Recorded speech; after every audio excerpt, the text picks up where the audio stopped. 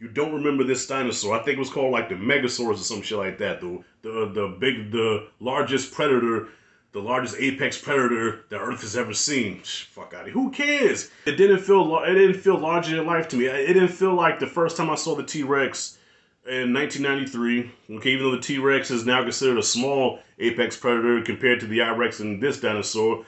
But I just remember how large the T Rex looked when I first saw him because the way they filmed him. The way they filmed this creature, I didn't feel like I was looking at the biggest predator ever. I just felt like I was watching another dinosaur.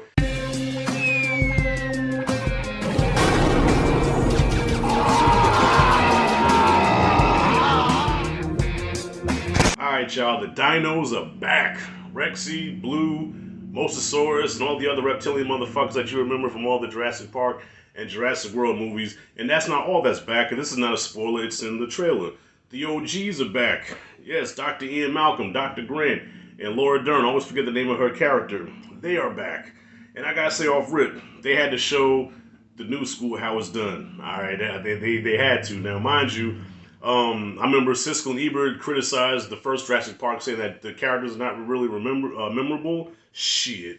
Let me tell you something. They had to show the new school how it's done. I know that's no diss to Chris Pratt or Bryce Dallas Howard, which I was crushing on the entire movie. Bryce Dallas Howard is so damn fine. I don't care if she put on a couple of pounds. That's what I call woman weight. You know what I'm saying? I don't want no skinny girl.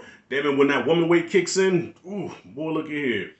Man, she was like a two-piece and a biscuit snack. I wanted a piece of it. The old school, the OGs had to come in there and show us how it's done, especially Dr. Ian Malcolm. I think he stole the movie. Even though his part wasn't that big, but when he was on screen, he stole every scene that he was in. All right, and I love the dynamic between Dr. Grant and Laura Dern's character, because if you remember the third movie, they weren't together anymore. She had moved on and got married and shit. So there's some tension there where there's still that spark there, but then it's been so long where it's kind of awkward between them, and I think that works perfectly. So the movie itself is over 2 hours long. This movie was like 2 hours and 26 minutes. Now, if I could be real, sometimes I did feel the runtime, but that doesn't take away from it. I thought this film was a good time. Some fat could have been trimmed off, but I had a great time with this. Of course, I saw it in Dolby. I'm spoiled, y'all. I saw it in Dolby. I had to. And man, when the dinosaur scenes were happening, seat was vibrating, felt it like I was in the Universal Studios ride. And there were some really tense moments. Now, I gotta look up the director. Of course, I'm gonna do this in post. I'm gonna put the director's name up here. He did a great job directing some of these scenes, because there was some really tense moments, like building up to something, and you're like, ooh, God, how the fuck they gonna get out of this? Or you're biting your nails like, God, it was some really intense shit. So kudos to the director for not just giving us just mindless monster movie action, which the third movie did. You know what I'm saying? I mean, I'm not a big fan of the third movie, but it was alright. But this time around, they did a much better job at building the suspense.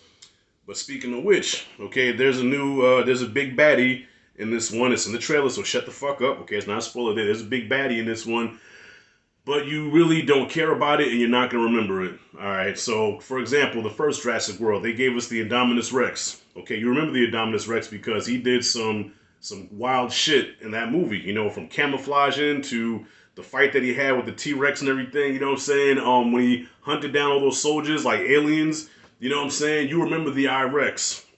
You don't remember this dinosaur. I think it was called like the Megasaurus or some shit like that. The largest predator, the largest apex predator the Earth has ever seen. Fuck out of here. Who cares?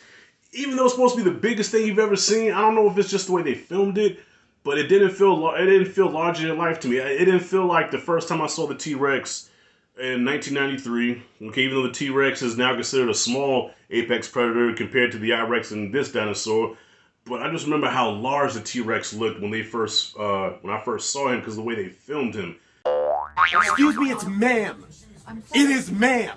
The way they filmed this creature, I didn't feel like I was looking at the biggest predator ever. I just felt like I was watching another dinosaur that they created to rival the T-Rex. So I'm not gonna get into the whole, but listen, all I'm saying is that new big baddie, I was not feeling, okay, but other than that, the movie was solid. The dinosaur action I thought was solid. The action scenes worked.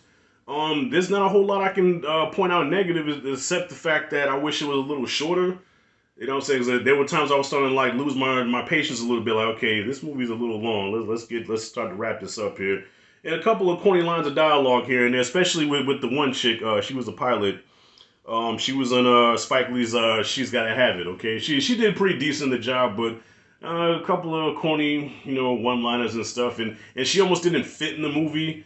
Like you had the old school characters, then you had the new school characters from Jurassic World, then you have her, and she really doesn't fit in anywhere with any of this. Like let's just say if she would have got eaten, nobody would have cared.